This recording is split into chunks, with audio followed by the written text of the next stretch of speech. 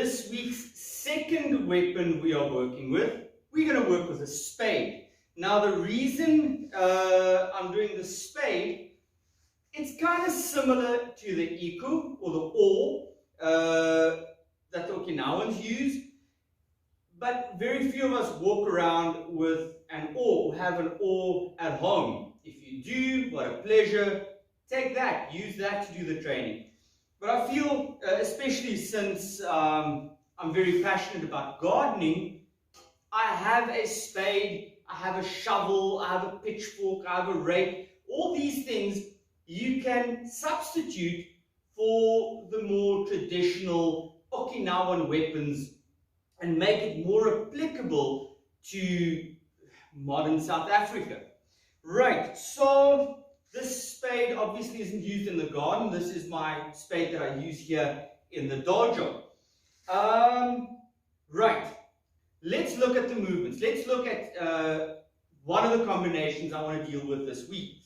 First of all, we have the spade over our shoulder in our right hand, and we just comfortable looking at someone who might be coming onto our property and might be looking for trouble, and I find, okay, so this person has a weapon, or this person, there's 3 or 4 of them, and I am in trouble, and I can already tell myself, right, legitimately I can defend myself and explain myself in court if it goes that far. So, first things first, we're not in a position of aggression, and I'm not giving the weapon to my opponents going, go away, because they're just going to grab the weapon and take it out of my hands.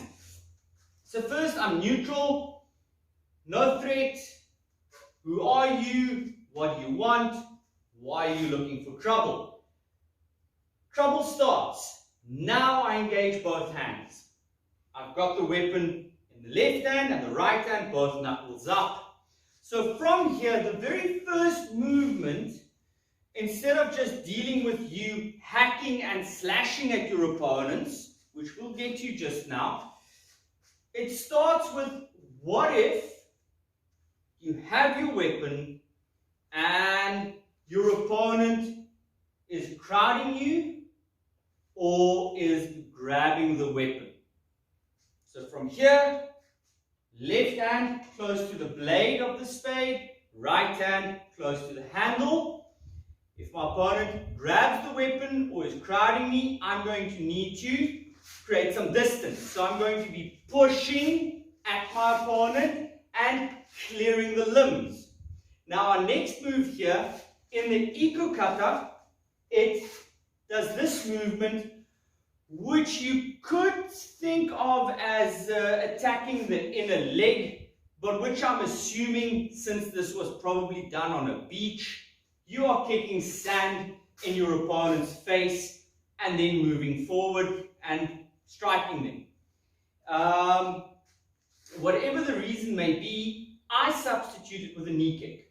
So this is just for me personally. I have my weapon, I'm getting space, I drive in with a knee kick, I drive in with a shin kick between the legs, I drive in with a stomping kick to the leg, trying to push the knee off balance.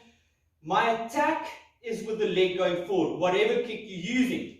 So 1, 2, then I'm driving forward, and if my opponent's grip is on this weapon here, I'm driving over the arms, I'm clearing them, and then first, a relatively non-lethal one, take the handle and hit them in the ribs.